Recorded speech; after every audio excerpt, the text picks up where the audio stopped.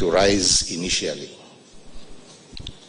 We also worry about persons, especially Nigerians, returning to the country through land borders, who run a higher risk of infection if they are with an infected person in a confined space for a long time, like transit in a crowded bus or a car.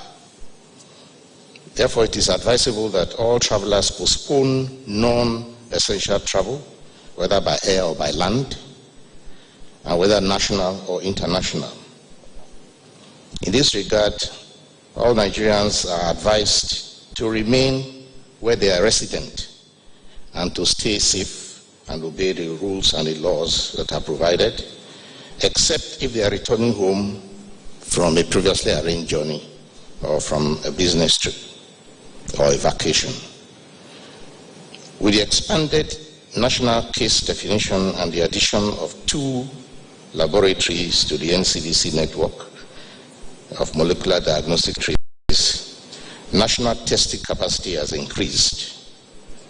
Moreover, the lockdown in high-burden states presents the advantage of reduced population mobility and leaves more people at home to be found during contact tracing. As I said, all this means that more people, more samples can be collected and can be tested more quickly, and the turnaround time is shorter, and it means that more cases will be discovered. With 71% of over presumed 6,000 more contacts now traced, the number confirmed may rise dramatically, but contact tracing will still be intensified to reduce the number of outstanding ones. We shall continue to expand isolation centers and prepare ICU units across the country for those who may have complications. We have also expanded bedding and intensive care space in Abuja, Gwagwalada, and have urged all states to do the same in their states, starting with tertiary hospitals. All facilities, including all facilities where isolation and treatment of coronavirus are to be conducted, will be inspected before accreditation by a team of experts that has been put together as announced yesterday. The Office of National Security Advisor shall also be represented due to the national security implications. The facilities in Abuja are currently being inspected as I speak to you by the experts. I enjoin all states and facility managers to cooperate in the exercise because it will largely determine our success in containing the spread of the virus. Yesterday, I had a meeting with the Nigeria Medical Association leadership, and they came to offer their cooperation and also to mobilize their representatives to be able to support the national response to the coronavirus threat. We have urged them to invite retired members, particularly in Lagos and Abuja, to register and volunteer their service. In view of the prevailing global shortages of particular commodities like masks and protective gowns and even of ventilators, we are going to have conversations with the Ministry of Industry, Trade and Investment to look for indigenous producers, indigenous manufacturers, to try and support the effort to find more facilities and commodities that we are going to be using for protection and personal protection equipment. Thank you.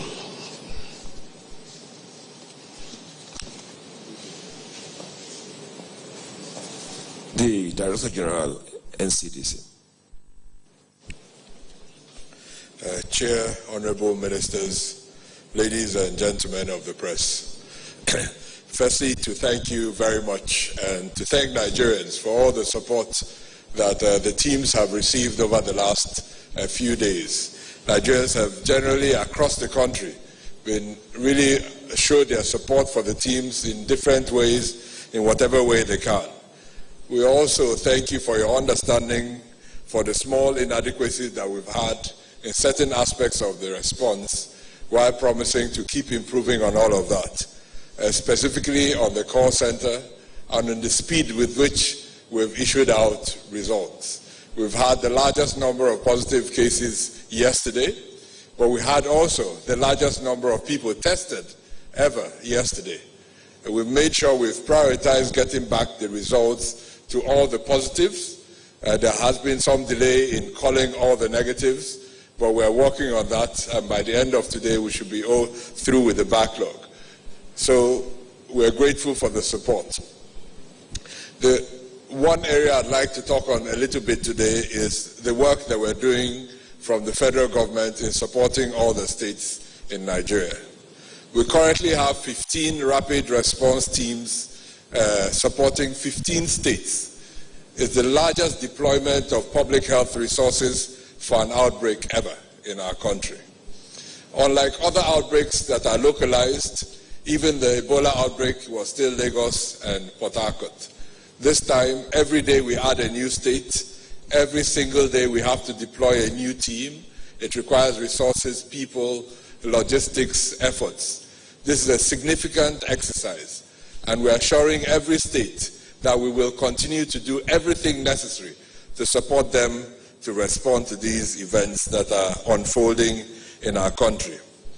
We're not doing this on our own.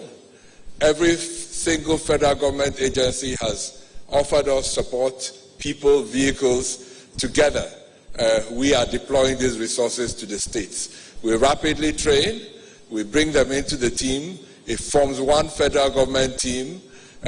Both National Primary Healthcare Development Agency, the National Health Insurance Scheme, the Medical Laboratory Council, everybody has supplied staff and resources with which we're deploying. However, this deployment will still not be possible without our partners. WHO is in the room, the Africa Field Epidemiology Network. Everybody has really come together to deploy to support the states across the country. We are building up on some investments that we have made over the last few years. Over the last few years, we've set up 22 public health emergency operation centers in the states. Our plan was to get it up to 37, so to cover every state plus FCT.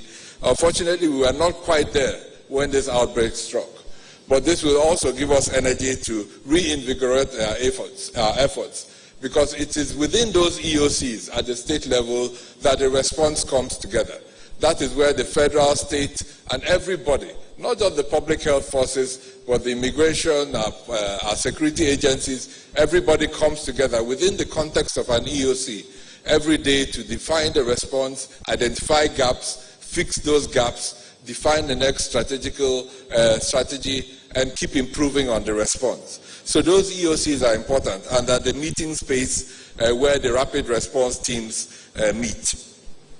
Now, the expertise in these rapid response teams would not have been possible without months and years of training, support from the World Health Organization, the West Africa Health Organization, Public Health England, and many other partners. Now, every week, somebody is going out to build on a specific skill. And these are not just contact tracing. That's the most obvious one. It's supply chain management, laboratory deployment. There are all sorts of various skills that are required to keep a response like this moving. And it's like riding a bicycle. You can't afford to stop. If you stop for 1 minute, the bicycle falls. So the response has to keep going and keep moving forward every day. We solve problems, we move forward, we solve the next problem the next day, and we try our best to support every state in Nigeria to be able to respond. So today really is about celebrating these colleagues on the front lines. They really are going over and beyond the call of duty. Many of them work for 18 hours every day. We get sit reps sent to us. Some of those sit reps arrive in my inbox at 1 a.m., 2 a.m. that morning, because the next day they have to go out again. So from the federal government side, on behalf of the PTF, we are doing our best to support. 5 new cases were announced in Akwa Ibom. This morning, a large team has already deployed to Akwa Ibom. As we speak, they must be halfway. It's not possible to fly very easily at the moment, especially if we need to do so rapidly. We need to collect supplies from the lab, to collect samples, we collect IPC materials, everything they need to respond. And by 10 a.m., they were already on their way to support Akwa Ibom State. So that's how the response is panning out. That's how we're supporting every state in Nigeria. Lagos has the biggest team, close to 50 people, a joint team from WHO, AFENET supporting them. The FCT has the second largest team, obviously because of the numbers of cases in these 2 states. So I want to assure every state in Nigeria, you're not alone. No matter what happens, we will support you to prevent, we will support you to respond, but we need to remember, Mr. President called on us to have one response across the country, one response led by the PTF, whether it's in Zamfara or Akwa Ibom, whether it's in Kwara or Adamawa, we have one coordinated response through which to respond to this global pandemic of which Nigeria is just a part of. Thank you very much.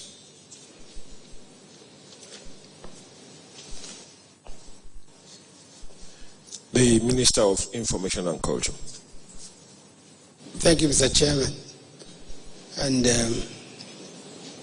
gentlemen of the press.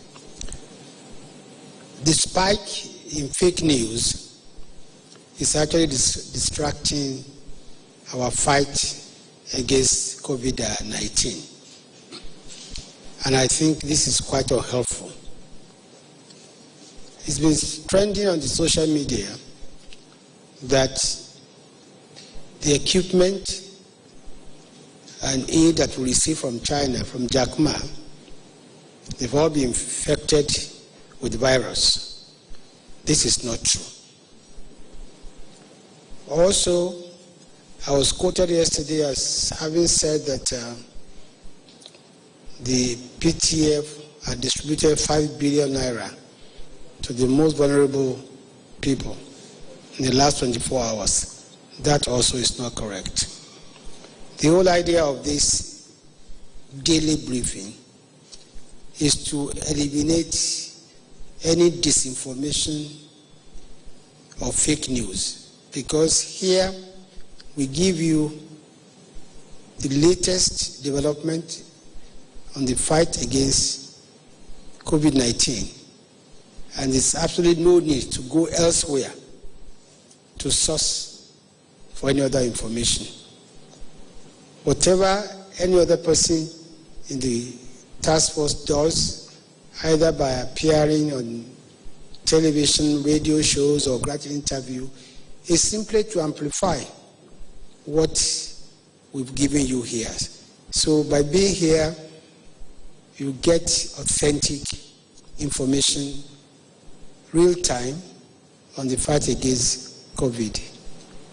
Having said this, I want to once again thank you for your time and resources you've all devoted to informing and educating Nigerians on our resolute fight against COVID-19. Thank you very much. The National Coordinator will now report.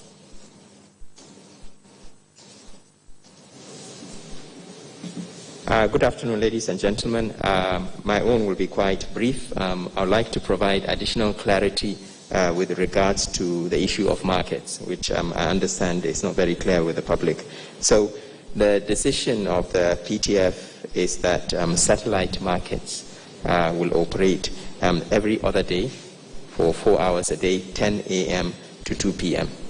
This does not refer to the main markets that are already closed, and neither does it refer to markets that have been closed by local authorities. We do not expect them to open. But for markets that supply neighborhoods, we would allow them to operate for just 4 hours a day, every other day. Having said this, I need to re-emphasize again to shop owners, particularly those operating supermarkets and food stores, that they are allowed to operate only if they are dealing with food and perishable items, including pharmaceuticals as well. We also expect them to respect the self-distancing rules, to avoid mass gatherings, and to make sure that they have available equipment for measuring body temperature and also sanitizing hands. If we will be having regular inspection of their premises, and stores that repeatedly break these rules will be asked to close. Thank you very much.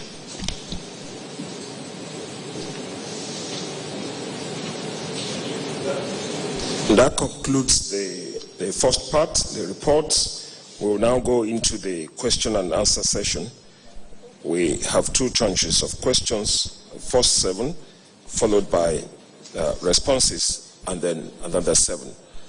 Please bear in mind that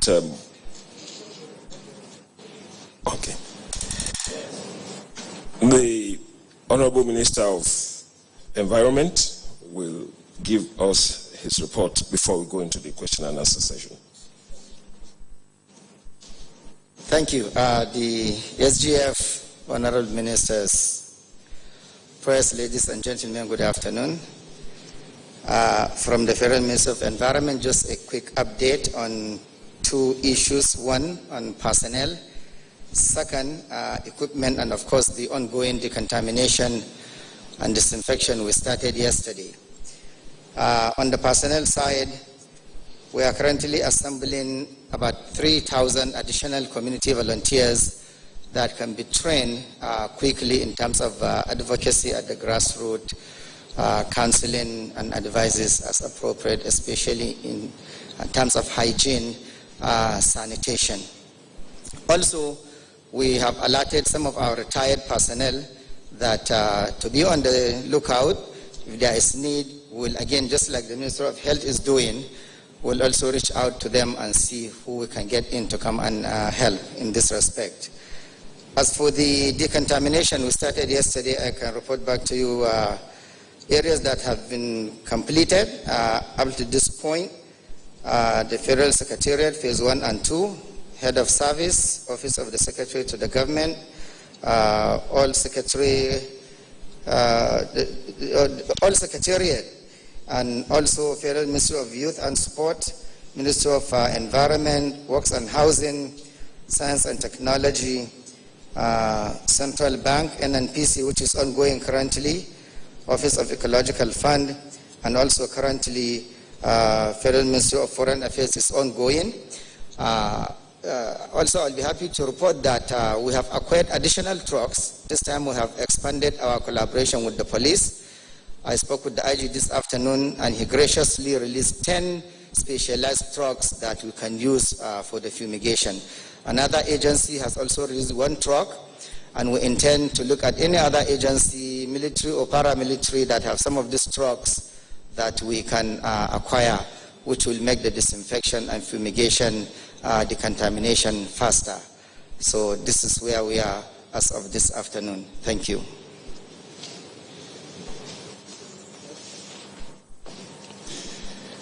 Thank you, Honorable Minister. We shall now go into the question and answer session.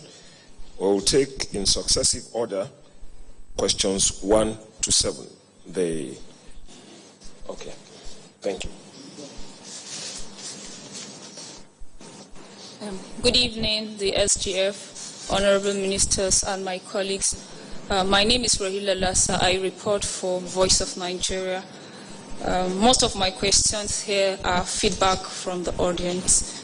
The first set is sent in from Kaduna State, and the person says, why is the NCDC boss not wearing mask while others are wearing mask, and who is supposed to wear the mask? It continues. The number of new cases is increasing, and the lockdown is being relaxed continuously. Is it not more risky that this could promote the spread of the virus, more so that contacts of some index cases are still being traced? 2, How much have banks contributed? How much have individuals contributed so far? Are the billions of naira donations being received by government or the committee by any alert? Or there is politics of donation, as in pledge in public and fail to redeem the pledge privately?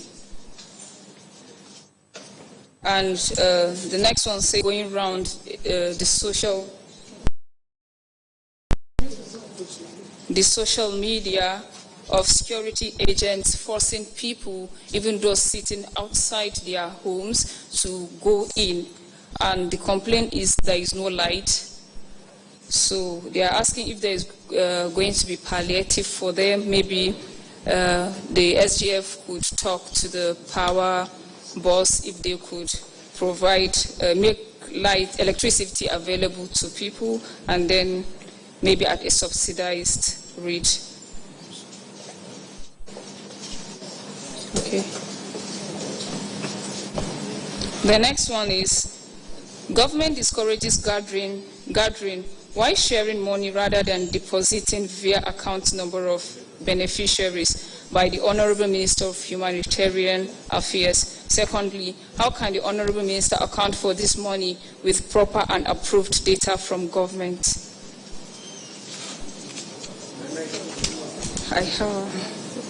And then the last one, someone says, I want to know how and what to do if a group of persons with materials to ease the burden of the COVID-19 pandemic on the government, and ideas can be bought. The last one says, are banks also going to operate? Thank you. Before we take the next question, please be reminded that you make your questions as compact as possible, maximum 2 questions per person, and don't repeat what others have already said. Thank you.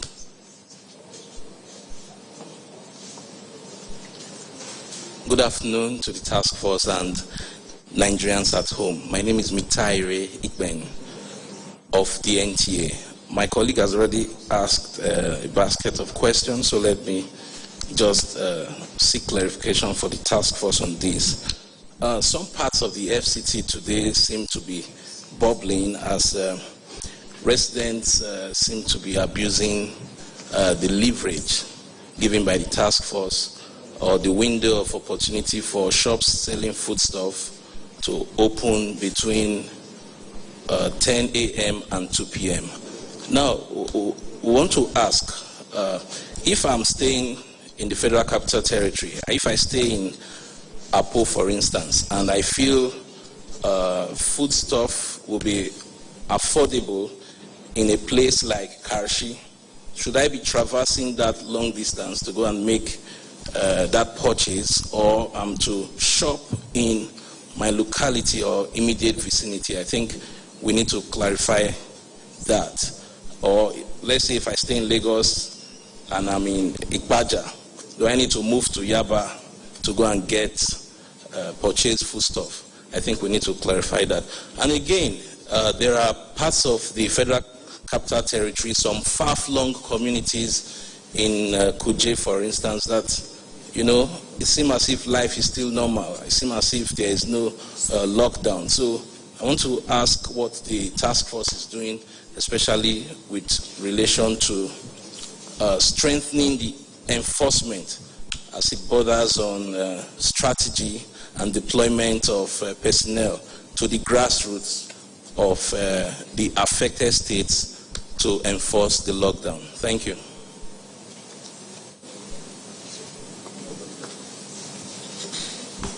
Good afternoon, sirs. Good afternoon, man, and my colleagues. Sir, I would like to speak in Yoruba, and I will take the audience of the Minister of Interior, person of Ogbeni Rauf Aregbesola, to answer this question in Yoruba, sir.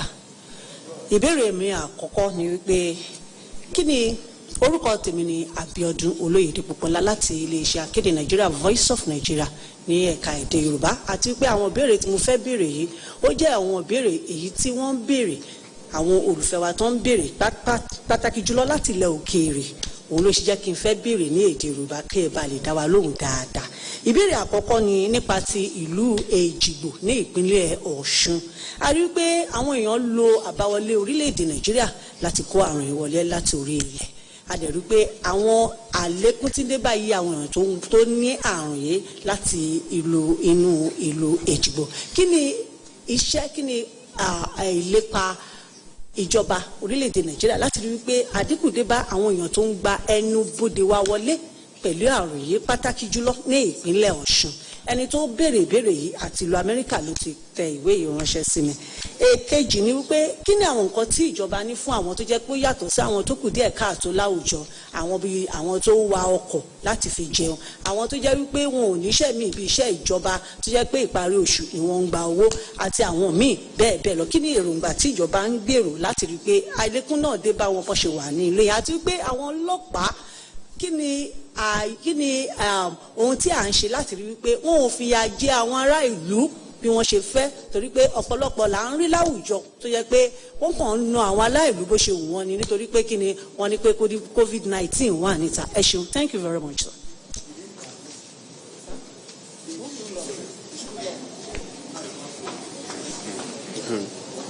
Good afternoon, SDF.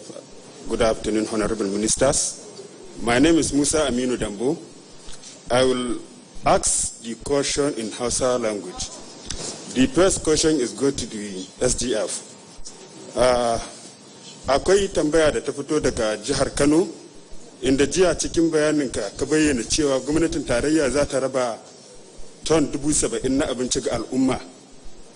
Mai tambaya ko kuma masu tambaya suna bukatan su ji matakan da za a dauka domin ganin ya kai ga al'umma musamman a matakin karkara. Sai tambaya ta biyu zuwa ga ministan muhalli, inda aka yi tambaya daga jihar Kaduna. Mai tambaya ya yi tambaya akan cewa jiya an fara yin feshi a Abuja. Shin wani matakai gwamnatin tarayya karkashin ma'aikatar muhalli take dauka domin ganin abin ya kai ga sauran jihohi musamman mutane a matakin karkara?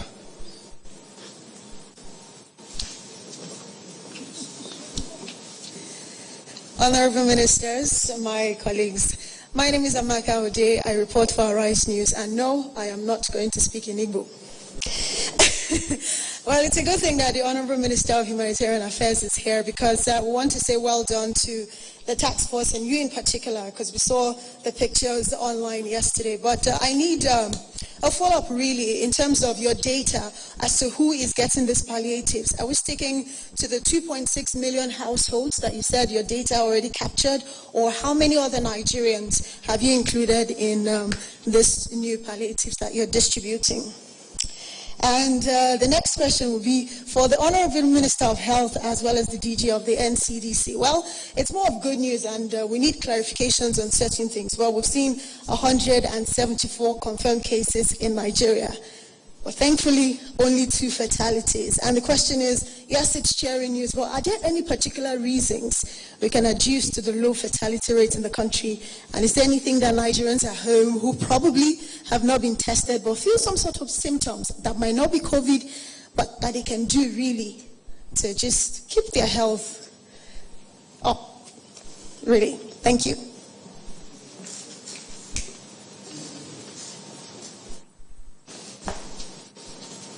Good afternoon, members of the Presidential Task Force on COVID-19. I have some couple of questions, but I'll try as much as possible to make them compact here. Honorable Minister of Information, sir, this first question is for you. Oh, he's not here. Okay, the question I want to ask is, when he came out, he did talk about the issue of fake news affecting the fight against COVID-19. I would also want him to respond to a report by a Twitter user saying that a high-risk member of the government has passed on as a result of COVID-19. Secondly, I also want to ask the Minister of Humanitarian Affairs. Madam, newspapers were awash today by reports from NGO asking for transparency in the handling of the money from companies, of industries, and corporate bodies. What is your reaction to this? I also want to ask that there are allegations of selective care for COVID-19 that preferential treatment is being given to high-profile patients, especially in Lagos Center in Yaba. We had a report yesterday on our station AIT where a man whose wife is COVID-19 positive was screaming out his frustration, and it was not an isolated incident. Can you respond to this? Thank you very much.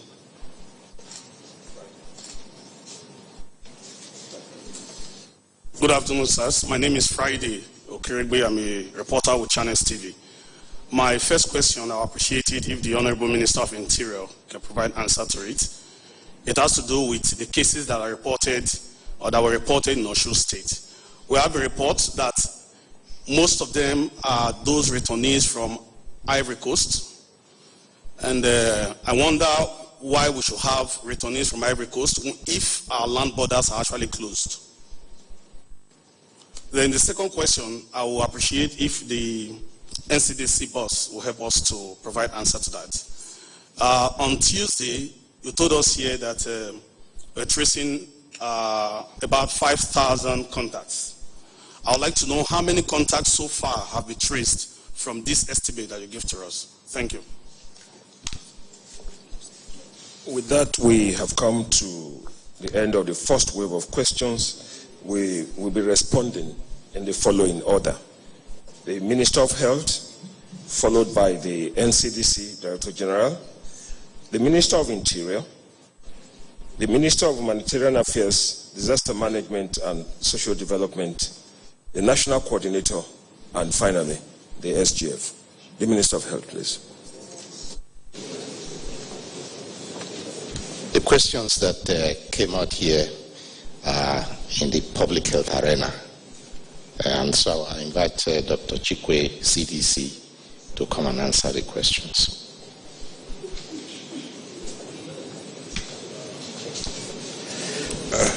Thank you, Honorable Minister of Health. Firstly, I'll go through the questions and I'll come back to the question of mass at the end.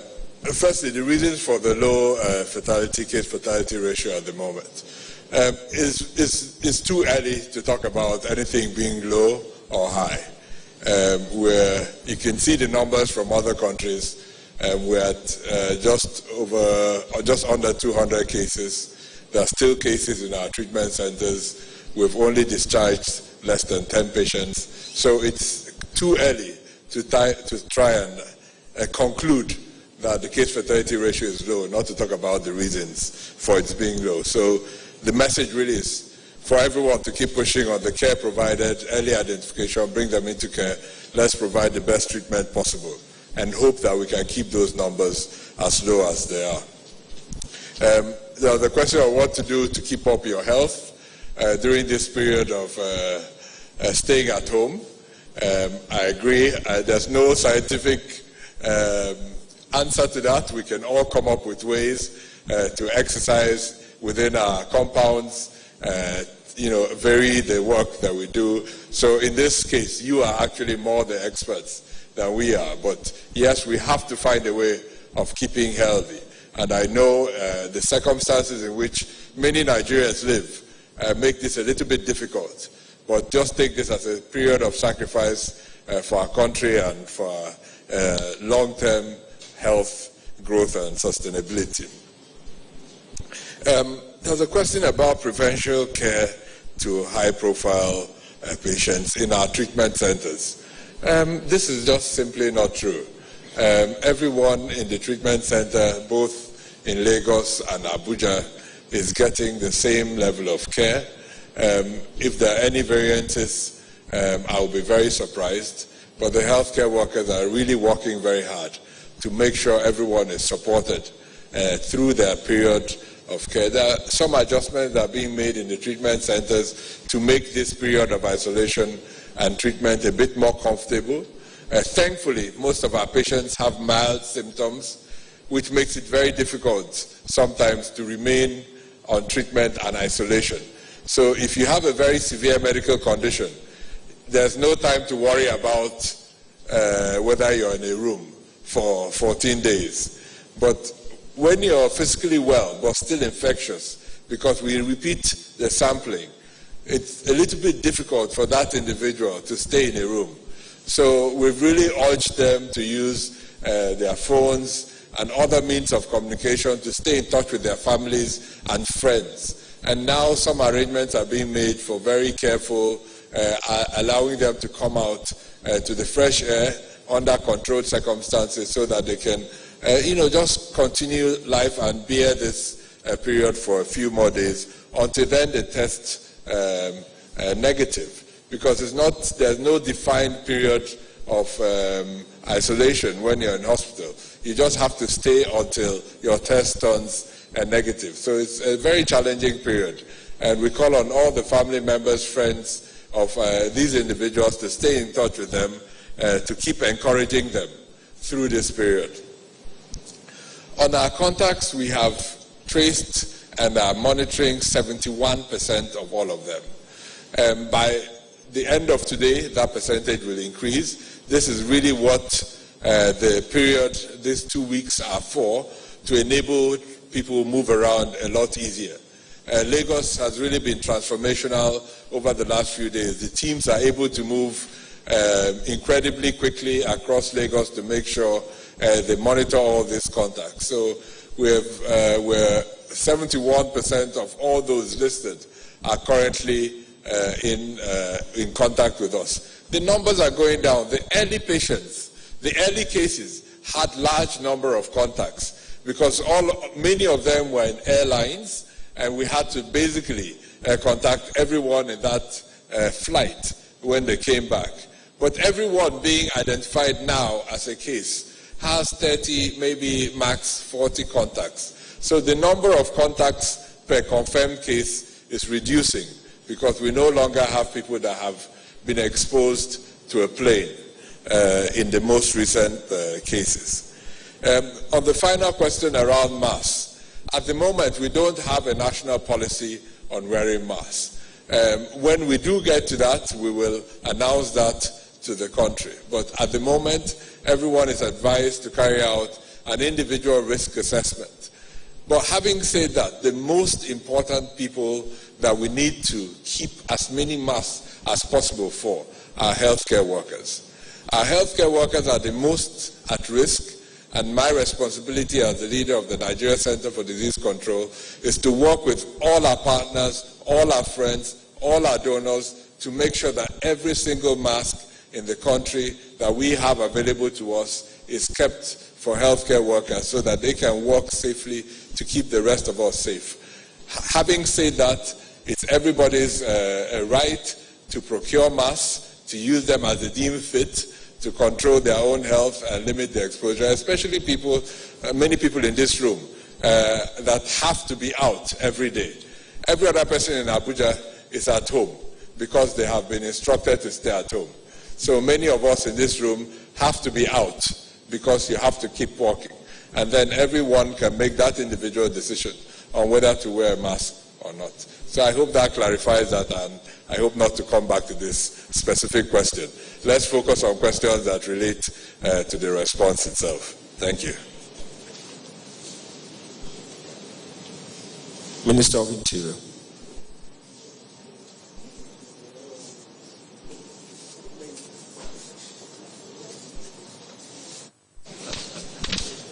Well, let's first of all greet Nigerians. It's nice having the opportunity to talk to you all. Thank you. Ìbéèrè àkọ́kọ́ tí Abíọ́dún ti Von tó ní ká sọ̀rọ̀ lé lórí ó ní ọ̀rọ̀ àwọn Èjìgbò.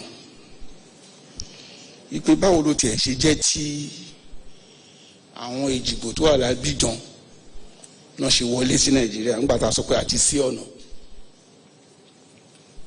Àkọ́kọ́ máa bẹ̀rẹ̀ pẹ̀lú òwe Yorùbá kan ni wọ́n ní òkùnkùn ò ní kùn ó kó ní ó má mọ́nú ní tílẹ̀ bá dẹ̀ ṣú wọ́n ní ìyáálé amóye ọmọ ẹ̀.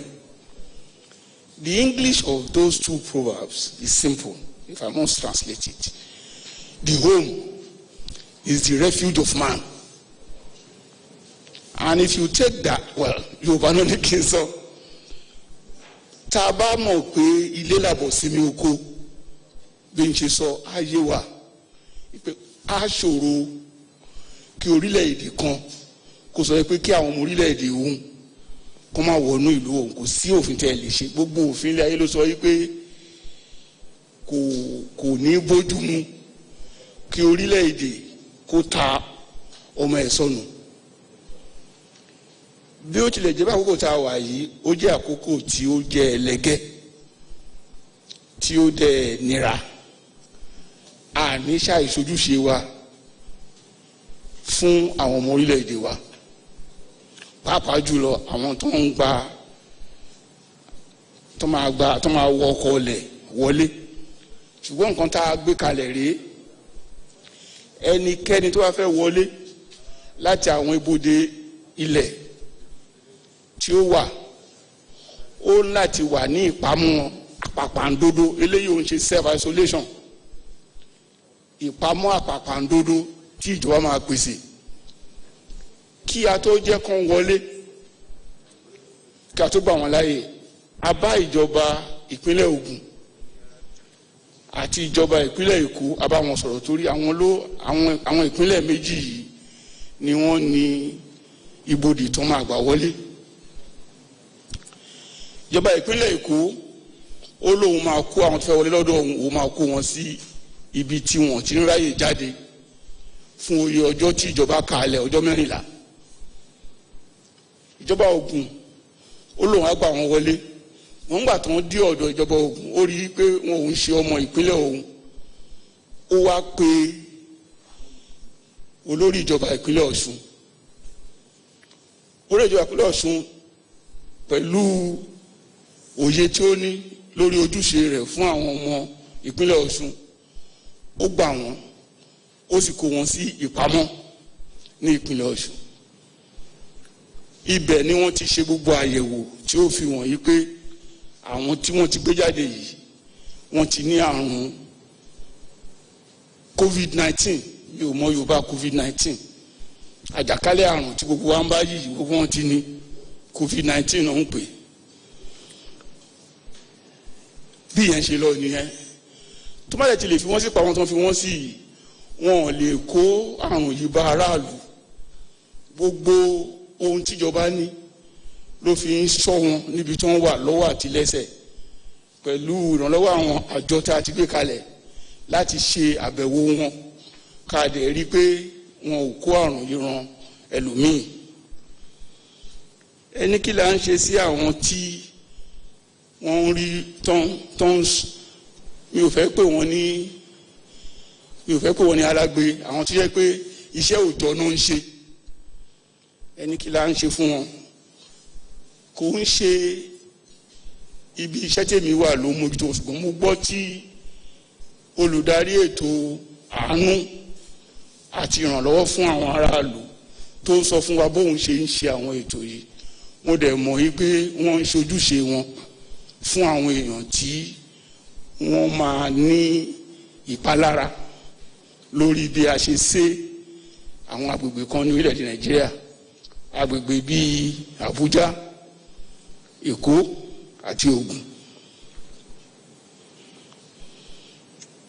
Abíọ́dún ní ká sọ̀rọ̀ lórí ẹ̀tọ́ àwọn ọmọ ènìyàn.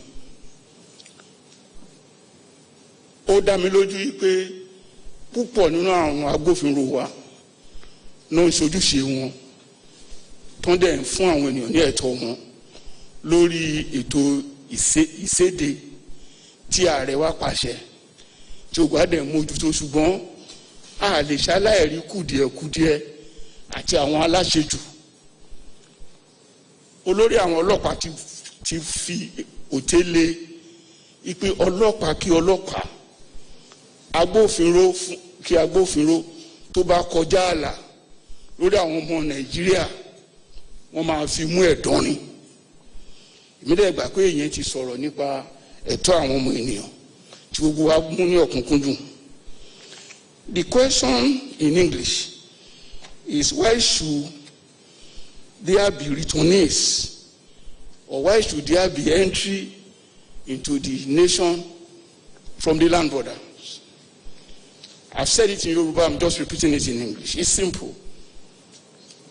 Every citizen of any nation has that right. It's fundamental to return to his fatherland whenever he or she wishes, regardless of the situation, even at war.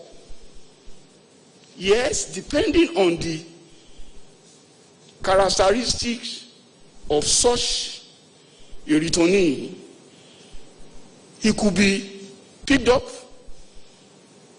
based on his record and detained.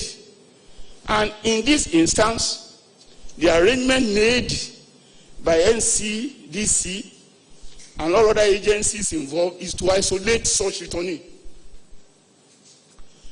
We have even signed into an international treaty that says no human being is stateless. We are not even talking about those who are accredited nationals of Nigeria. We are saying by our own admission and commitment, we do not believe any human being is stateless. So those who hitherto were referred to as stateless citizens or stateless personalities are no longer even so identified or recognized in Nigeria. Every human being must be from a nation. If that is the case, it's difficult for us to abdicate our responsibility to our nationals who return by land border. When they get to our land borders, what the accredited officials of state, immigration officials in this instance, what they do is to first of all determine that they are Nigerians. From their travel document, from their physical appearance, and from their claims. Once the issue of their citizenship is determined, governments are contacted, particularly at the border level, to find out if they could accommodate them in their isolation centers. So I am here advising all governments, all the subnational authorities at the land border area of Nigeria to rapidly develop capacity to accommodate and isolate this type of people, which also was done in this instance by the government of Ogun and the government of Lagos. Lagos accommodated about less than 20 of such returnees who are students in Benin Republic. Lagos accommodated them in an isolation center. And I want to believe, because we've not had anything from that center, there has not been any challenge from there. But Ogun government took charge of those from Abidjan who are largely from Ejigbo, accommodated them for a while and contacted their home governor or government. And that was how they were moved under cover and protection to an isolation center in Osun. And that it is from there that the discoveries we are reading about came from. And appropriate action have been taken to ensure that they do not interact with any of the citizens who are not suspected of having the virus. So, in compliance with international treaty and law, we cannot deny our citizens entry to our nation. If you do that, it will be embarrassing, and it will not speak well of our nation. And I want to even assume that the press will be the force to antagonize us. So, but appropriate guideline, I must not fail to add this. Appropriate guideline will be issued by the PTF on the modalities of having returnees here, not just keeping them in isolation for a period of time, which will be 14 days. They might have to be responsible for some few things that will have to accompany it. On this, I submit. I thank you.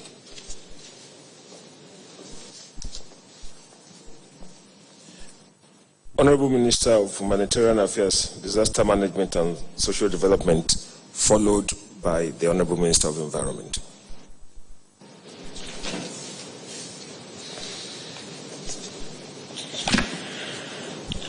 Thank you very much, Mr. Chair, distinguished colleagues, members of the media. Let me start with the first question on why we did disbursements where we have a lot of crowd. Well, some of these things are very inevitable. We tried as much as possible to see that we take into consideration the social distancing policy.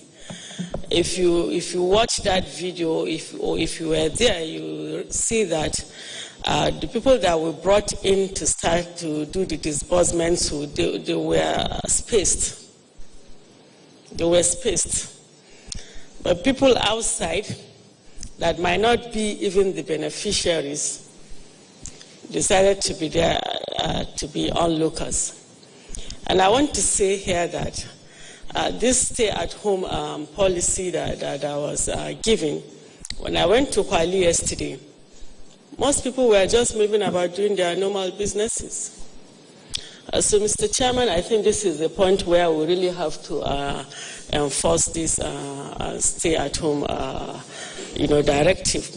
Many people did not even, it didn't look like they are aware that there's this stay-at-home policy. So there are issues that we really, scenarios that we really cannot, avoid. But henceforth, we'll try to see how we put in measures to avert that.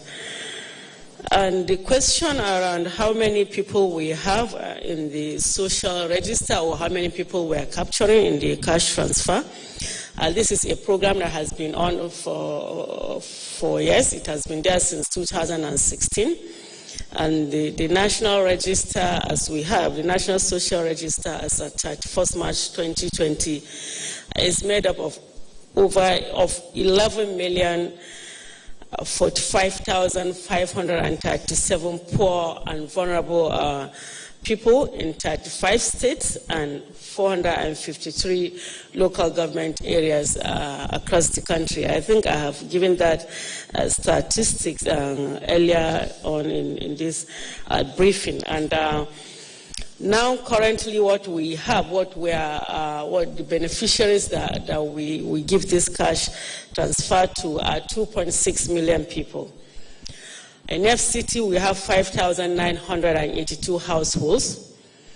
In Nasarawa State, we have 8,271 households. Katsina has 6,723 households. And Anambra State have 1,357 households.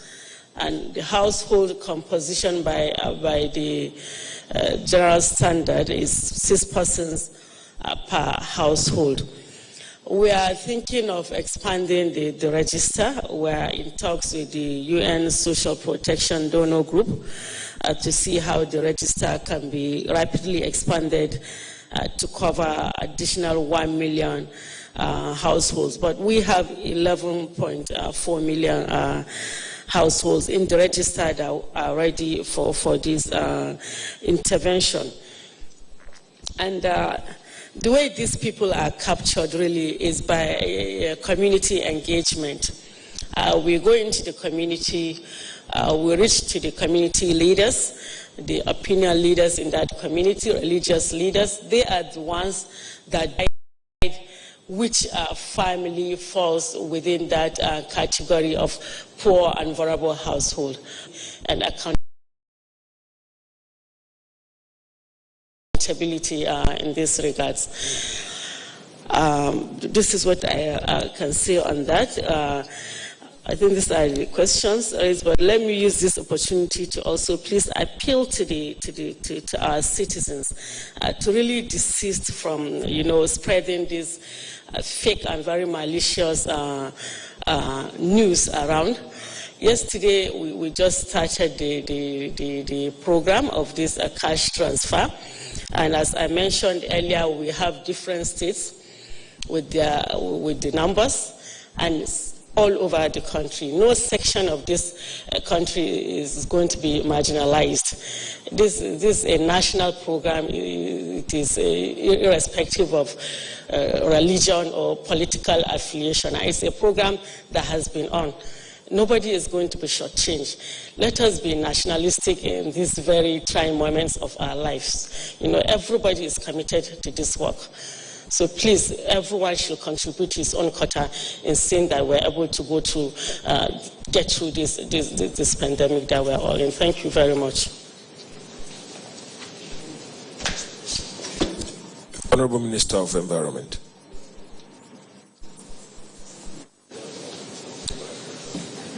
The question as to whether other cities and villages will be decontaminated, disinfected, even though it was asked in Hausa, I will just answer and then just say a word or two in Hausa.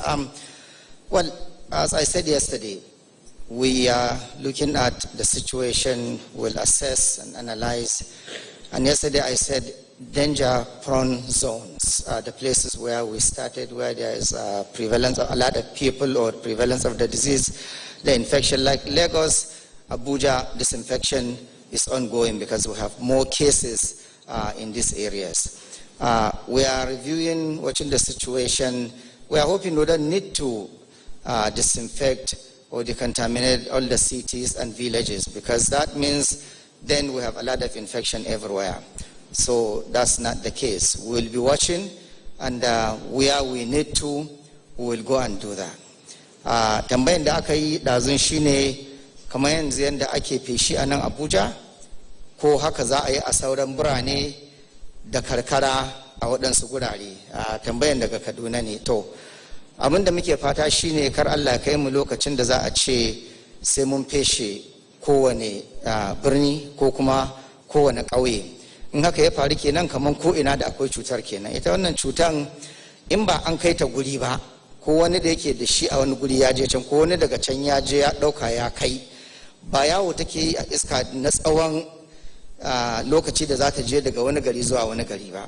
Saboda haka muna sa ido muna dubawa, in bukata ta taso na aife shi a wani guri za a yi. Saboda haka masu tambaya daga Kaduna shine, idan har wannan bukatan ta taso, ina tabbatar muku za mu duro gurin nan, za mu feshe wurin, amma ba ma fatan haka ya kasance. Muna da sa ido mu gani me zai kasance in Allah yadda.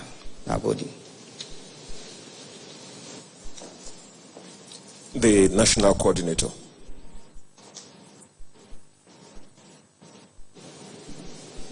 Thank you. I believe I had two questions. The first one has to do with how far do you travel to get food?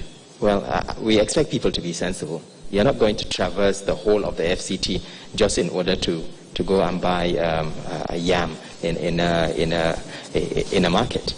So the purpose of the lockdown is to ensure that people stay at home and keep safe distances so that we can interrupt the transmission of the virus. That's why we are allowing neighborhood markets to open, and we are allowing the big shops and malls to open, but for shorter periods of time. We don't expect people to travel long distances in order to obtain food. We expect that there will be markets that will sell food or shops that will sell food, groceries, etc., close to them. I would like to appeal to the public, because this is a joint effort. It's not just government alone. It's a joint effort. Unless we come together and own this as a responsibility, we will not be able to get on top of the epidemic. So please cooperate with us. At the same time, we are also appealing to the security agencies to understand both the restrictions as well as the exemptions that we have put in terms of the lockdown. The second question had to do with handling of funds. I believe I have already answered this question yesterday. The private sector has a separate fund which is run through the Coalition Against Coronavirus Disease. That's where you get most of the announcements. This person has given $1 billion, this person has given, etc. And this is a separate account. It has nothing to do with government. And the money will not come to government. We appreciate the effort of the private sector in helping us, and they will be providing us with commodities. But the money that they are currently collecting will not come to government. It's a separate bank account. There's also a separate account run through the UN system that involves engagement with other UN agencies as well as international donors. They are running that fund separately, and they will do their own procurement process separately. The government accounts will continue to run in line with normal governance processes and transparency, but we will not be mixing funds together, and we have nothing to do with the money that is being collected by the private sector. Thank you. The Chairman, PTF.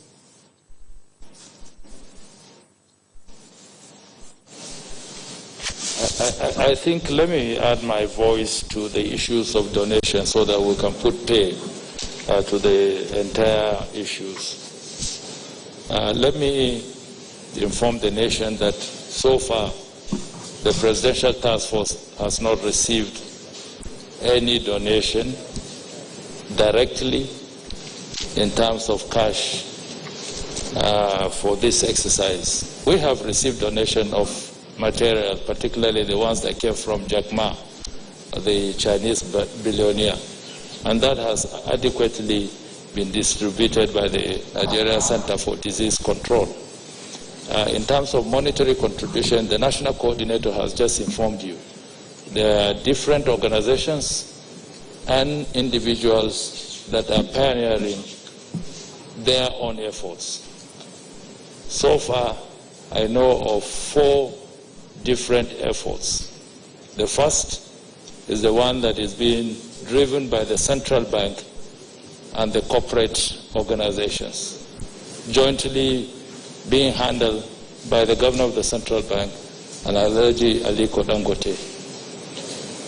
They have spoken to the press. I want to make a copy of the press release that was done by the governor of the central bank in Lagos about a week ago, where they outline how they will raise their funds, the committees that they have established, starting with the steering committee, which they have invited me to chair.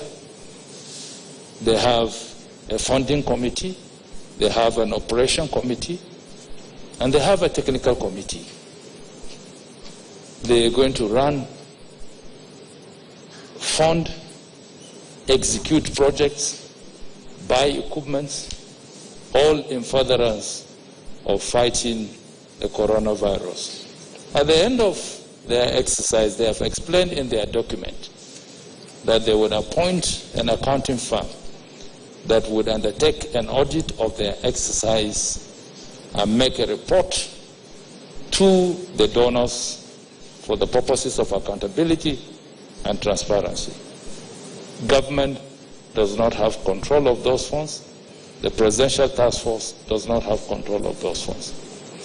The second effort is the one initiated by the NMPC, which involves players in the upstream, the middle stream, and the downstream levels of the oil and gas industry. They also have their own processes. They have their governance culture and rules. They will raise their funds. They will liaise with the PTF in the same manner that the Central Bank and the Corporate World Initiative is liaising with us. They will ask for locations. They will ask for the list of equipment. We will supply them. They will raise their funds. They will administer their funds. And at the end of the day, they will render accounts to the people that have donated to this particular enterprise. Government does not have control of this particular endeavor. The third is the one that is being driven by the United Nations family.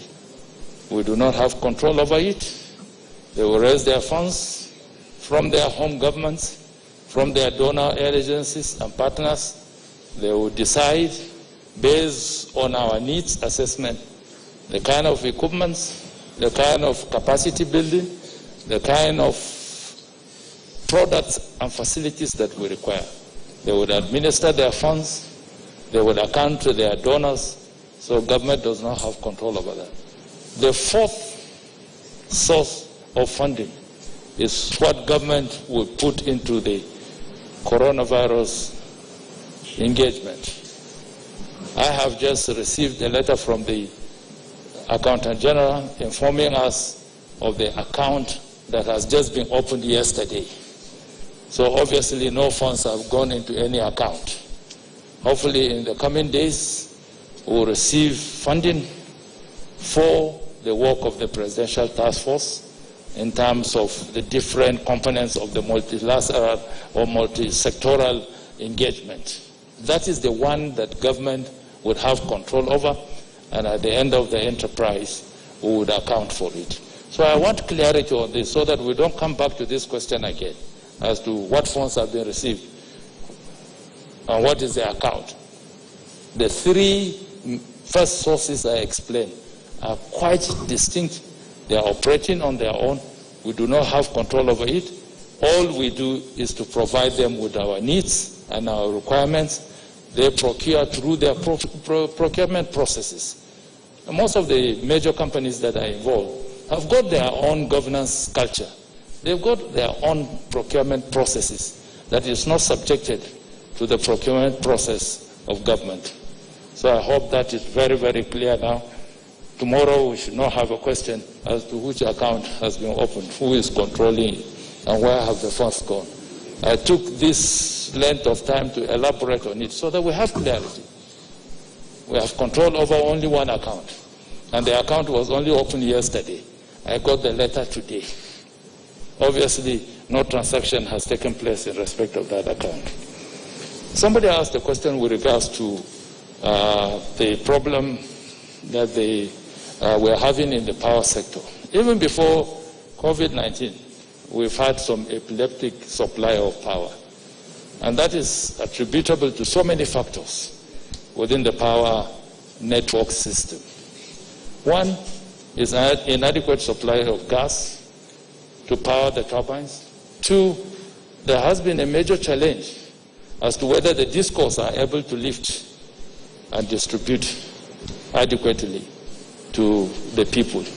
There have been issues of even tariff. If you remember very, very clearly, just a couple of days ago, the Nigerian Electricity Regulatory Commission had to suspend the issue of tariff.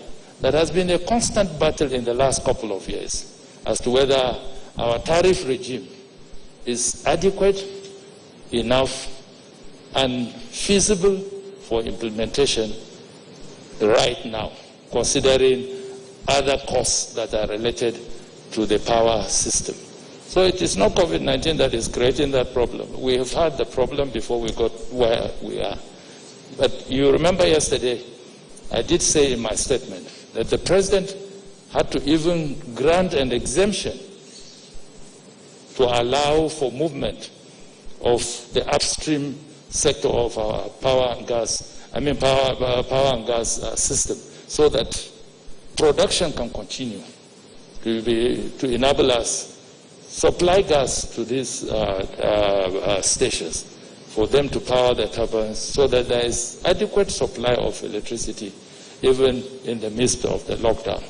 I know there are a lot of inconveniences, but our appeal to Nigerians is that we are confronted with so many challenges at the same time, and we need to bear. I know the spirit of every Nigerian is a resilient spirit. It's a very strong spirit of endurance. My appeal to our countrymen and women is that we should continue to be patient and endure for this just short while of period while we get out of the woods. The issue of relaxation of the lockdown, I think it was the NTA chap that asked that.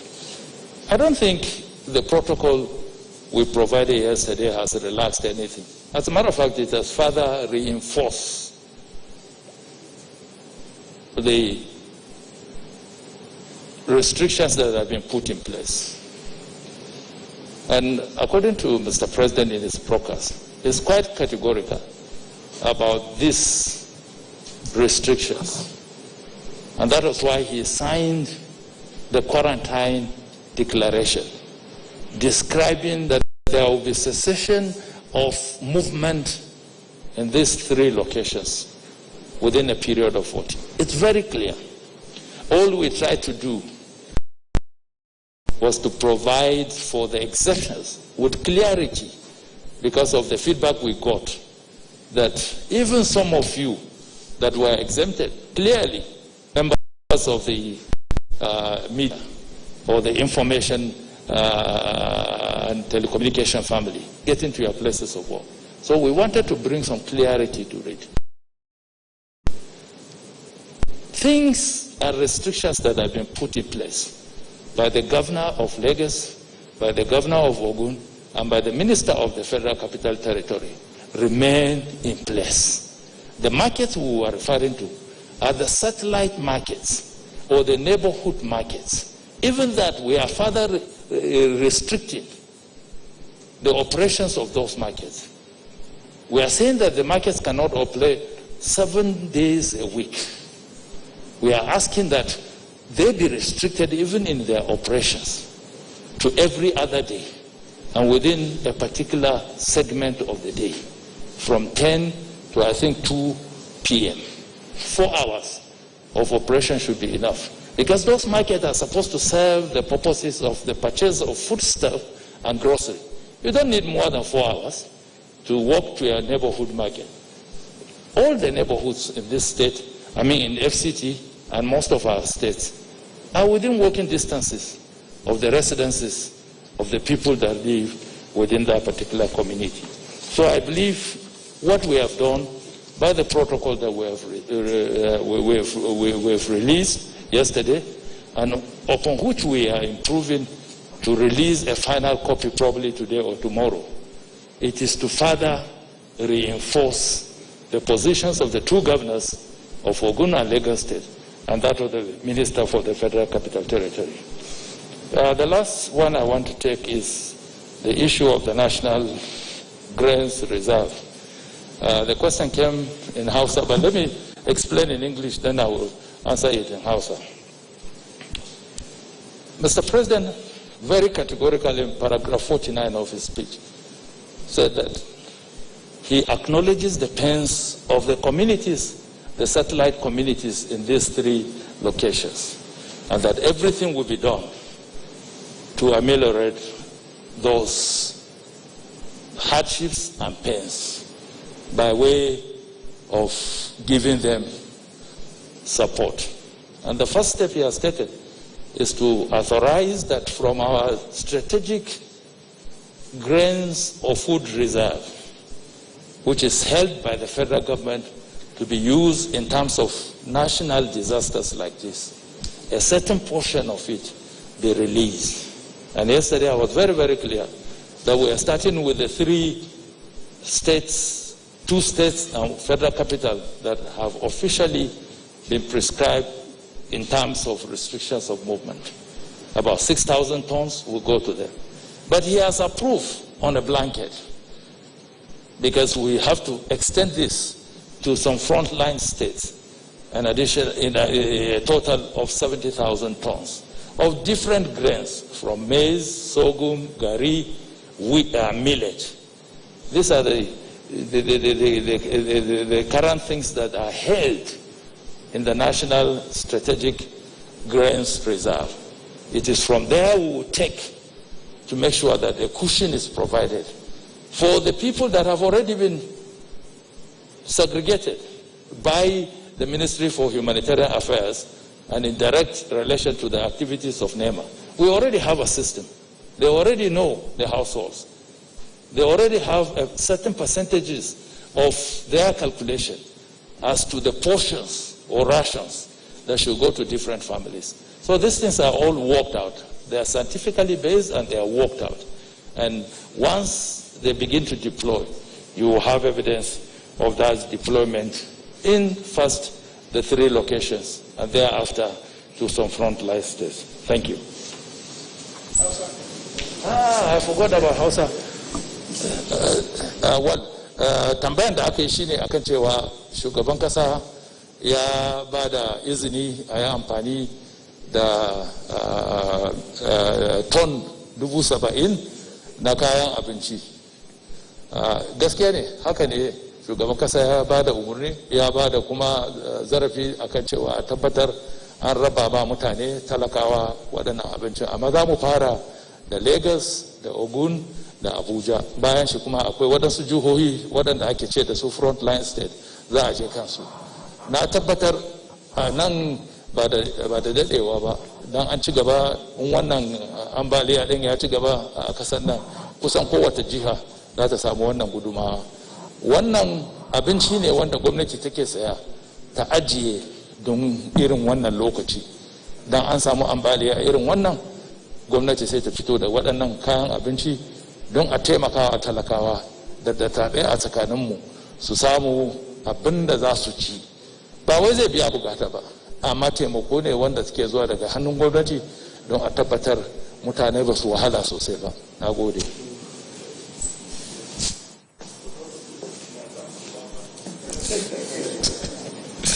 Thank you very much. We now go into the second wave of questions. We have 7 persons lined up, and they will take the questions. Please make your questions very compact, not more than 2 at a time. Thank you.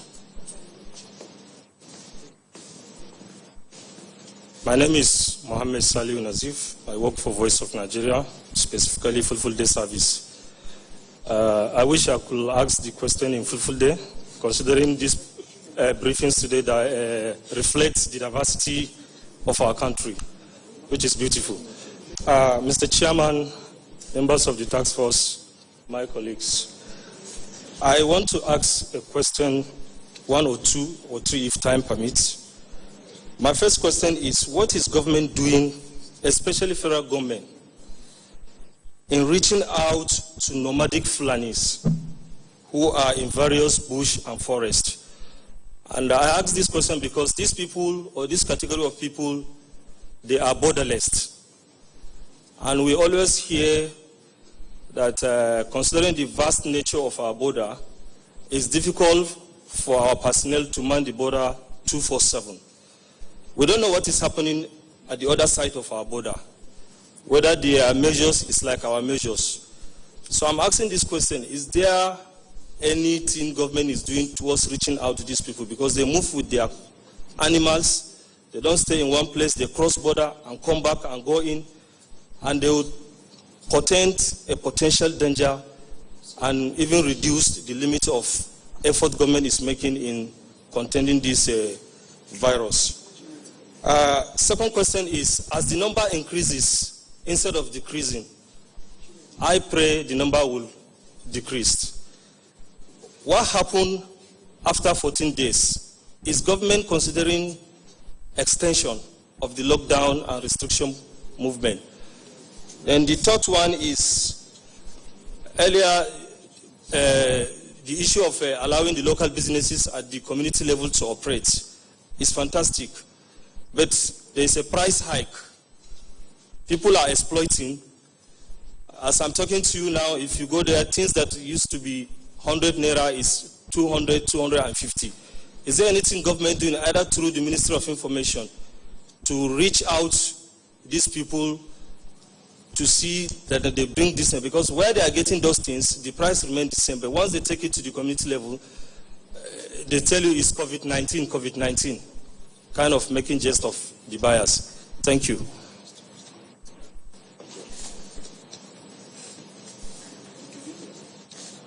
Ahambo Chinedum Chimezia, Radio Nigeria, Abuja. Ajunwe Jotua. Ọtụtụ ndị mmadụ n'ala anyị ha na-atụ ụjọ dị egwu maka ọrịa bụ coronavirus n'ụzọ si amụba kwa ụbọchị n'ala anyị. Bụrụzie chibọ anụ ọzọ. N'ihi nke a, ha chọrọ ịga mee nyocha maka ịmata ma ha nwere ya bụ ọrịa ọjọọ a na-akpọ coronavirus. Mana nsogbu ha bụ amaghị oge ebe ha ga-aga mee nke ahụ. Tụmadị ndị mmadụ bi n'ime obodo anyị ha. Ajụ ha wee bụrụ si otu a wee dị na ọ dị oke mkpa itinye ngwa ndị ahụ eji eme nyocha n'ime steeti niile n'ala anyị, tụmadị n'oge ụlọ ahụike niile dị na ime kansụl obodo anyị ha, n'ihi na ọ dị mma ka a chụọ nwa ewu ojii mgbe chi ejibeghị, maka chi jie ọ ga-enye nsogbu. Ndewonu.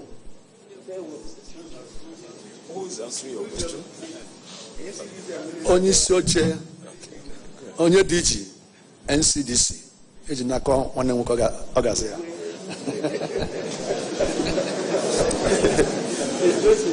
Orúkọ tèmi ni Òjó Suleiman láti iléeṣẹ́ rédíò Nàìjíríà Abuja. Ìbéèrè mi lọ sọ́dọ̀ ọ̀gbẹ́ni Rauf Arẹ́gbẹ́ṣọlá. À ń pè ọ́ lówè ọ̀run laronú ebi èsì ìwọ́nú kọ̀rọ̀ mi ọ̀wọ́. A fún wa ní ìrànwọ́ kan ìrànwọ́. Àwọn tó wà ní ìgbèríko torí mínísítà tó wà fún ìtọ́jú ọmọnìyàn sọ lẹ́ẹ̀kan wípé wọ́n ti ṣètò bí wọ́n ti fẹ́ pín kínní ọ̀hún. Dádì mi wà nínú gbónígbó nínú rìsáàfù. Ọ̀nà owó ní kínní yóò gbà dọ́dọ̀ wọn àti pé kí ni ìrètí wọn torí pé wọn ò ṣe pé à ń gbààwẹ̀ ohun tó dé lóní ká mọ̀ ẹ ṣé.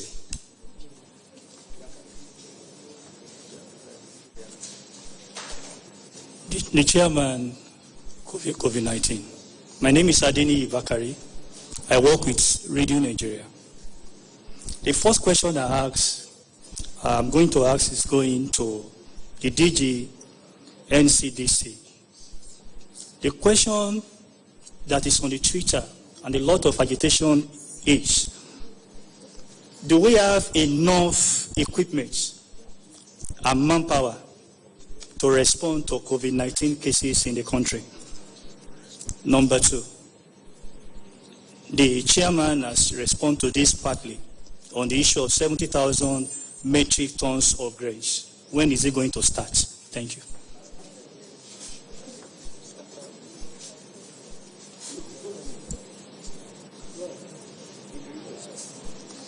Good afternoon, sirs. My name is Juliana Taiwo Baloyen. I write for the Sun newspapers.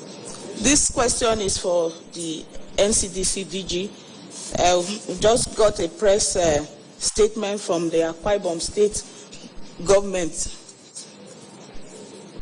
They are disputing that there's no COVID-19 cases in Akwa Ibom. They allege that there were irregularities in testing and reporting procedure, and the healthcare professionals in the state have been called to reconfirm the test to be done. So you might want to answer that. And to the SGF, sir, another development, the lockdown has turned ugly, according to reports in Delta State. A young man has been killed on his way to pick his dad to the hospital. I don't know if you are aware of that. And Nasarawa State government has also imposed 24-hour curfew. How come government at the subnational level seems to be working at cross purposes? Maybe you might want to reassure Nigerians or clarify. Thank you. Good afternoon, sirs. Good afternoon, my colleague Rachel from the News Agency of Nigeria. My question is for NCDC. DG, I would like to know the modalities being used to share the Jackman gift for Nigerians to the 36 states. And I would also like to know the quality of testing kits that will be going to the 7 laboratories. And from news, we heard Oyo State Governor is trying to get testing kits for his people, that they have shortage. I don't know how NCDC will be able to address that. Thank you very much.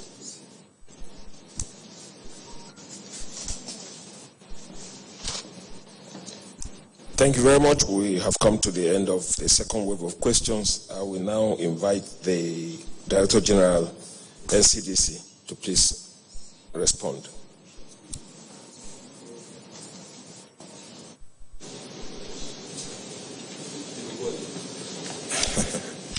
Thank you. I'll respond in reverse order of the questions. The first one was on the donations from the Jack Ma Foundation. These kits have been distributed. It's been announced here. We actually went further to put up on our website, on our Twitter handle, the exact states that got and what they got. So everything has gone round. None of those things are in Abuja anymore, apart from the lab reagents. So they've gone round to every state. Okay, every state government was asked to come and collect. their own part of this donation. So some of them we took to the states, mostly the liaison officers here in Abuja collected what was due to every state. So all of them have gone round. In terms of the quality of kits being used in the labs, it's exactly the same reagents that we use in Abuja that are being used in every lab we activate. We go there, we activate them if they're ready. So both Ibadan and Abakaliki that have just been activated use exactly the same PCR kits that we use here in Abuja. So there's no difference in the quality of reagents being distributed to every new lab. A lot of governors are very anxious about new labs. But the honest truth is you can't build a new lab overnight. And the equivalent, the example I like to give is a power plant. It takes time. So right now we have a process to get samples to the network of labs. We're increasing the network every day, so making the distance shorter. So the key thing is not do I have a lab or not. The key thing is can my samples be tested or not? And that is the second question that we are answering. You can see that we have cases confirmed in 15 states now. We don't have labs in 15 states. So what we do is take those samples to the labs where we have them and make sure we get the results back to the labs as quickly as possible. I just read the press release of my brother, the Honorable Commissioner for Health in Akwa Ibom State. I think it's a little bit unfortunate. There was some delay in reporting the results to him because the team that leads the lab where these tests were done, were actually on their way to Abuja to carry out an important national assignment. These tests, and I'll say it publicly, were done in the Irua Specialist Teaching Hospital. This is our oldest and most experienced lab in carrying out PCR diagnosis. So there's really no reason to dispute the validity of these results. We must focus on the challenge at our hands. Every new case in a new state always leads to a little bit of anxiety. And people need time to accept that these results are what they are. But they are what they are. I have no reason to doubt the results coming out of any of our labs, and especially the Irua Specialist Teaching Hospital. Yes, they'll be tested at a specific time. After every positive case, we would retest anyway after 3-4 days, because the only way you can know whether people are recovering or not is by retesting them. So that will be done. But I think now, and like I have said over and over, and as the chair of the PTF has said, this is not a time to dispute and doubt, especially within government. It is a time to come together. It is not a time to release press statements against other government bodies. It is a time to come together. And so this is really my appeal to every state. There's no reason why anybody would give results without verifying. We're working very hard to make sure these results are correct. Sometimes we delay in releasing these results and we get a lot of flack. Why are the results taking so long? It's because the test is being repeated so that we can be very sure. But if there's one lab in Nigeria that I can almost be 100% sure on the validity of their test, of course there might always be mistakes, but to have mistakes in 5 results in a lab like Irua will be very unlikely. So I'd like to call on everyone across all the states in Nigeria to have confidence in the work that we're doing. And we're not doing this in NCDC. Irua is not an NCDC-owned lab. It's a lab that we support and make sure that the testing is done appropriately. So back to the first question, which was in Igbo. Ihe Jeromo test anyị na-eme ile ma ndị mmadụ nwere ọrịa anyị na-ekwu maka ya ka ihe mere onye ọbụla anaghị enweta ya na ka ihe mere na ọwụhụ na obodo niile n'obodo anyị ka anyị nwere ike inwetanwu ihe eji ele ma mmadụ nwere ọrịa ma o nweghị ya. Anyị na-agbalịsi ike ka anyị meghee ụlọ ọgwụ a ka e nwee ebe a na-ele ma mmadụ nwere ọrịa na obodo niile n'obodo anyị. Kama anyị agaghị emenwu ya site taa ruo echi. Anyị ga-eji nwayọọ. So ebe ọbụla anyị meghere ya ka obi ruo anyị ala n'ebe ahụ ọ na-eme ihe o kwesịrị ime. So biko nweenụ ndidi ka anyị jiri nwayọọ rụpụtacha ụlọ a nwayọọ nwayọọ ka o ruo onye ọbụla. Bụ ihe dị mkpa ebe ọbụla anyị mere test a ka ahụ na emetere ya ọfụma. Ọ wụghị ihe niile ka a na-eme ọsịsọ. A ga-eji nwayọọ nwayọọ ka anyị mee arụ ụlọ ka ụlọ sie ike. Thank you very much. Thank you. We will take the Minister of Interior and the Chairman PTF will round up.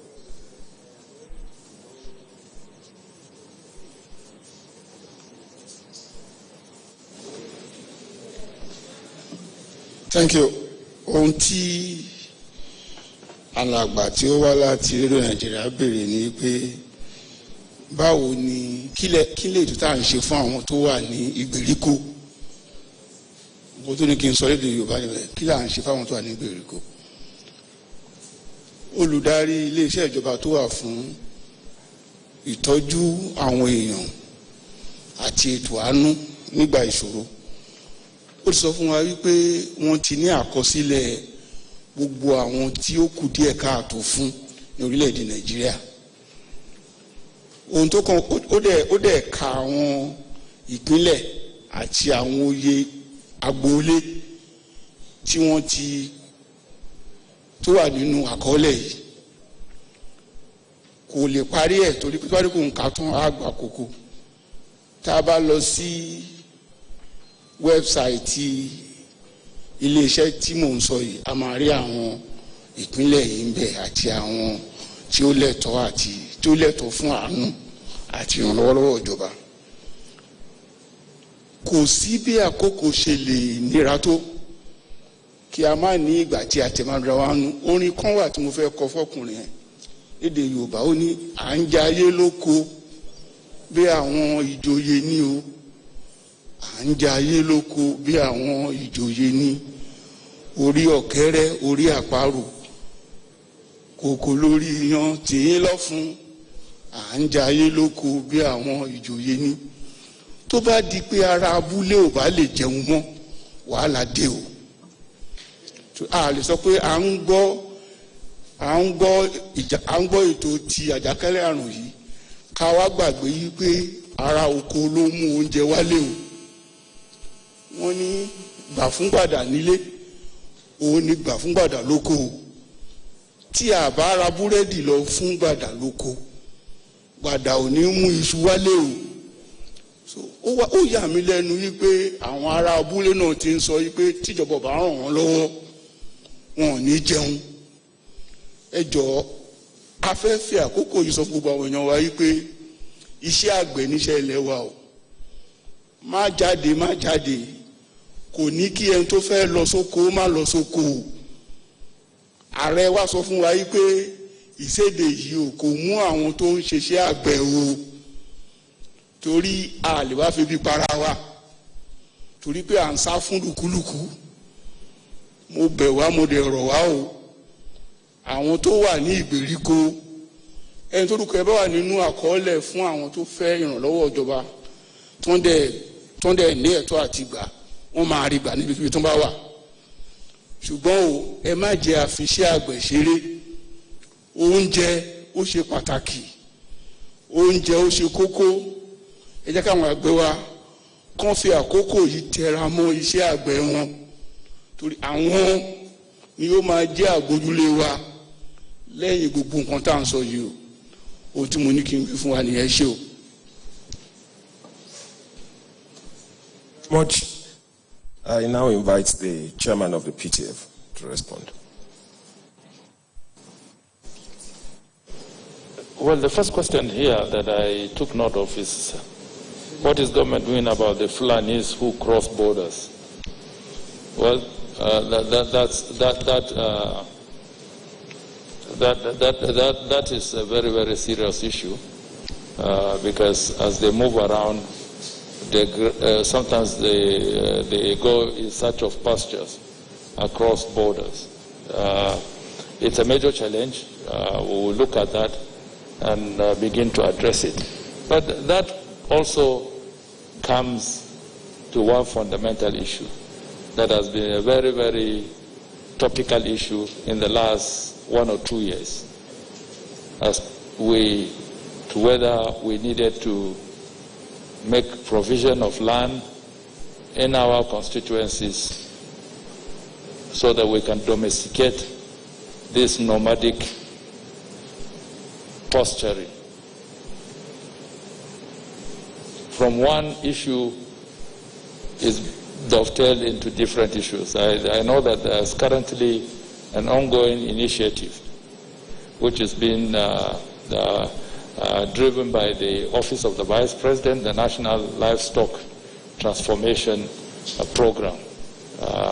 And some states have subscribed to that program where they would commit some certain hectareage of land in their constituencies for the creation of reserves where facilities will be provided for these nomadic families to reside within a contained area.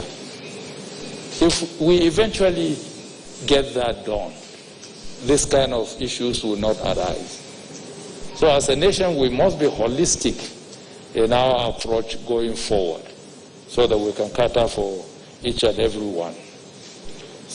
I acknowledge that, yes, as long as they cross borders,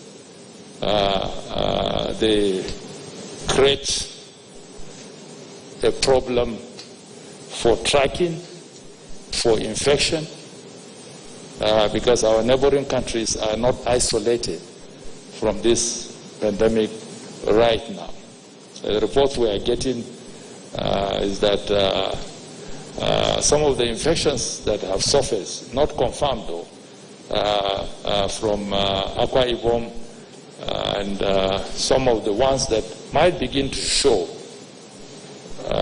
across the eastern flank will be as a result of people crossing just on foot across from other borders into our domain. The Minister for Interior will be looking at that to see how we can enforce those closures on the land borders through the established designated outlets and also the porous areas that we have not been able to cover with facilities to restrict movement across the borders. You know, we come from a long history of relationship with our neighbors that have shifted over the years, either through legislation or through court judgments. That has made substantially a long stretch of our borders to be porous and communities live across each other. That is an accident of history that we must live with, but we must find solutions for that. The other question is the issue of what is government doing about profiteering. Government cannot do anything about profiteering. And that is a negative spirit that we have as a people, that in the midst of crisis, we want to maximize our profit. I know that we have this compassion or compassionate spirit as Nigerians, but sometimes we also have this exploitative spirit that will take advantage of crisis in order to maximize our profit. But the Nigerian person, as an individual, has this compassion to care for his brother or his sister. But when it comes to business, the exploitative spirit too manifests itself like coronavirus manifests itself. So there's nothing government can do about it. I remember during the times of Ebola, there was Ebola prize. During the times of polio, they have a way, the local traders, the local businessmen have a way. But I think we are only appealing to their conscience that this is not the time for exploitation. This is the time for us to show compassion. If it is not going to affect your profit, so much. You can even reduce the price like government is doing with petroleum products. We came from 145 to 25 or thereabout. We've come down to 123. So government is doing its bit. Is doing its bit in this regard to ensure that at least as the prices are falling internationally, correspondingly, instead of government to maintain its earlier position, it has decided to drop so that it can really soften the effects of the hardships that Nigerians are being confronted with. So my appeal is that we must be compassionate, we must be our brother's keepers, that this is not time for exploitation. It is a time of giving so that we can collectively be able to survive this current situation. The other question has to do with governments in different states putting up restrictions, some imposing curfew and the rest of it. For now, the president in his wisdom decided to test run the effect of the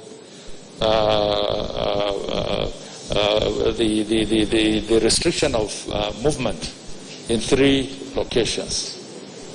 But you also have to concede to the fact that subnationals, by the effect of the Quarantine Act, also have responsibilities. And I know that some state governors had convened their state House of Assemblies and have gotten them to allow them to sign the same declaration that Mr. President did. So the state governors imposing certain restrictions under the law have the right to do that.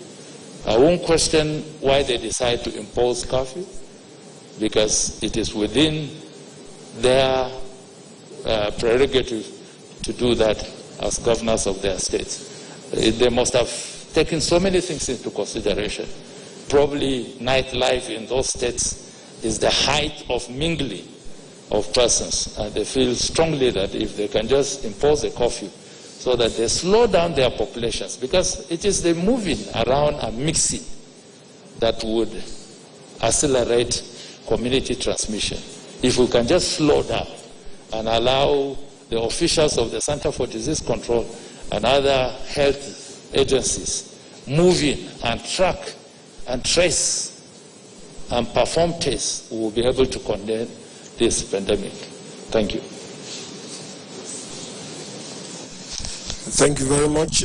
Before we close this national briefing, I just wish to inform you, especially those watching us and listening to us from home, that we have been supported by NAPTIP, that provided the sign language, and we have been reaching you in English, Hausa, Igbo, Yoruba, Fufude, French, and Arabic on the platforms of the following stations: the NTA, the FRCN, Voice of Nigeria, Channels, AIT, TVC, Arise TV, and Kaduna Network Center for Hausa listeners, as well as the News Agency of Nigeria. We thank you very much for sharing this time with us, and we look forward to joining you again tomorrow at 2 p.m. Thank you.